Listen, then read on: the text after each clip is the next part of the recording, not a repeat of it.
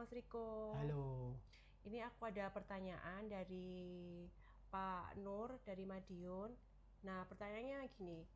Kenapa hidup saya selalu mengalami pasang surut? Sukses paling lama cuma 2 tahun. Setelah itu jatuh lagi dan selalu terulang beberapa kali. Uang dipinjam teman sulit ditagih. Sekarang saya bekerja sebagai marketing otomotif. Bagaimana sih Mas biar bisa pulih secara ekonomi dan jualan bisa banyak? Terima kasih. Silakan Oke. Mas. Nah, hasilnya ya nggak apa-apa pasang surut kan ya. Nah, intinya kalau cuma pertanyaan sekilas tapi kita nggak tahu latar belakang orangnya kan pertanyaannya kan akhirnya jawabannya ngambang kan. Ngambang ya. Itu kan kayak case-nya Om Hari lah. Yang Ya, sempat di video kayaknya udah ya. tayang sih. Ya Udah Om Hari tayang ya. yang sempat sukses tapi jatuh lagi Sampai gitu. akhirnya dipaksa nangani perusahaan ayahnya kan. Kemudian boom sukses tapi nggak dapat pengakuan, Akhirnya pelan-pelan jatuh lagi. jatuh. Ya. Nah, kita nggak tahu nih background latar belakang Mas apa? Mas Pur Anggoro. Nah, Mas Pur Anggor ini gimana? Kita nggak tahu nih. Kita bener-bener nggak tahu. Akhirnya kan crackingnya biji mana? Kan susahnya kan di situ kan. Nah, ya intinya biasanya kalau case-case apa namanya itu case-case yang naik turun biasanya itu kalau nggak didasari balas dendam ya didasari oleh validasi terhadap bapak, terutama kalau cowok. Kalau cewek biasanya atau cowok ya paling banyak sih kasus diselingkuhin, misal diselingkuhin nih. Kemudian ketika orang diselingkuhin dia merasa tidak layak kan.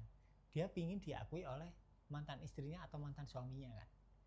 Woi, loh aku bisa sama kamu tapi aku bisa sukses. Nah itu kan. Iya, banyak Kemudian yang ketika udah sukses, dia tetap nggak dapat pengakuan, entah dari orang lain, entah dari mantan suaminya atau mantan istrinya. Nah di situ pasti usahanya mulai turun. Intinya ketika bahan bakarnya negatif, balas dendam atau usaha untuk mencari validasi ya pasti naik turun. Karena ketika udah di puncak, ternyata kita nggak dapat validasi atau nggak dapat unsur balas dendamnya, ya pasti turun. Karena kan ya ngapain aku nerusin usaha ini, bawah sadar ya. Yeah. Ngapain aku nerusin usaha ini, wong ini udah sukses tapi aku nggak dapat nih balas dendamku. Istriku masih baik-baik aja, mantanku masih baik-baik aja, dan ternyata ya meskipun aku udah sukses aku nggak, misal pabriknya udah sukses nih, aku udah pabriknya udah sukses full tapi bapakku nggak ngakuin aku nih, kok masih ngeremehin ya, terus ngapain tak terusin pabrikku, tak nyari sarana lain yang bisa buat aku divalidasi, kan itu yang lebih penting kan. Berarti tujuannya Bagi dia bawah itu sadarnya kan. Iya. Tujuannya bukan sukses, tujuannya Untuk cuma satu, validasi. nyari validasi dari bapaknya atau mantannya. Entahlah, kita perlu tahu latar belakangnya gimana. Belum tentu ini benar, tapi kebanyakan case-nya kayak gini kalau naik turun.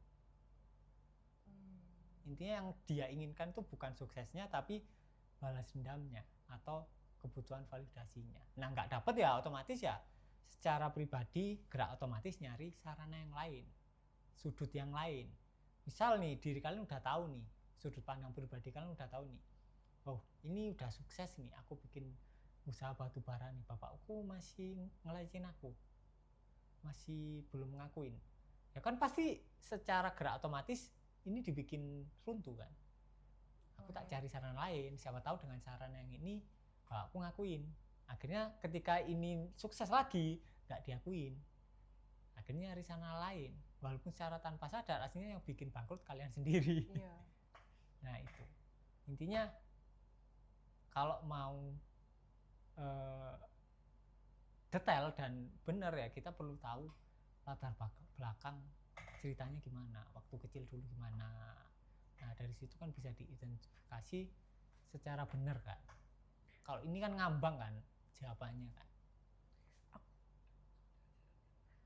Nanti di workshop diajarin nggak Mas cara untuk mengenali akarnya kenapa kok sampai Diajarin. Diajarin kan. Kalau di workshop kan kita ajarin mandiri kan. Jadi kalian harus bisa nyari akarnya sendiri. Kalau privat ya mungkin kan bisa dibantu kan, karena jamnya kan agak lama kita bisa ngobrol. Nah itu. Aku punya cerita sih Mas, ini agak relate ya kan. Ada perempuan tuh yang kayak dikhianatin pasangannya, kemudian dia menuntut dirinya untuk menjadi lebih baik dari yang saat ini. Terus dia tuh kayak berusaha untuk memperbaiki fisiknya. Nah, apakah itu juga jenis dari balas dendam tanpa dia sadari? Operasi gitu kan. Melangsingkan tubuh, kayak gitu. Pokoknya dia tuh kayak menuntut dirinya berlebihan gitu loh. Bisa jadi apalagi juga, kalau mantan cowoknya udah punya cewek baru. Iya, kan dia selingkuh kan, cowoknya tuh selingkuh. Nah, perempuan yang diselingkuhin ini itu selalu berusaha untuk memperbaiki dirinya, karena terutama kan fisiknya. Ketika dia diselingkuhi dan kebetulan ada pendaman rasa tidak layak, dia semakin merasa nggak layak. Nah, ya. Kemudian dari rasa nggak layak itu muncul usaha untuk memperbaiki diri. Jadi usaha untuk perawatan itu bukan muncul dari kita merasa cantik. Walaupun kita merasa cantik, bisa jadi muncul usaha untuk perawatan, bisa jadi. Nggak ada masalah di situ. Masalahnya adalah ketika kita merasa jelek, kemudian kita perawatan. Berarti dengan kita perawatan, kita sedang mengabadikan identitas jelek kita. Makanya di hasil akhirnya pasti kita tetap merasa jelek dan akhirnya fisik kita ngikutin. Nah, ada juga yang kayak gini Mas. Terus dia tuh olahraga secara berlebihan. Nah, dia pikir itu kan self love-nya dia gitu. Tapi berangkatnya itu dari rasa itu tadi, karena dia diselingkuhin, akhirnya dia ingin membentuk tubuh fisiknya menjadi lebih baik, akhirnya dia olahraga. Nah, olahraganya ini kan bagus. Tapi karena over olahraga untuk tujuannya itu tadi.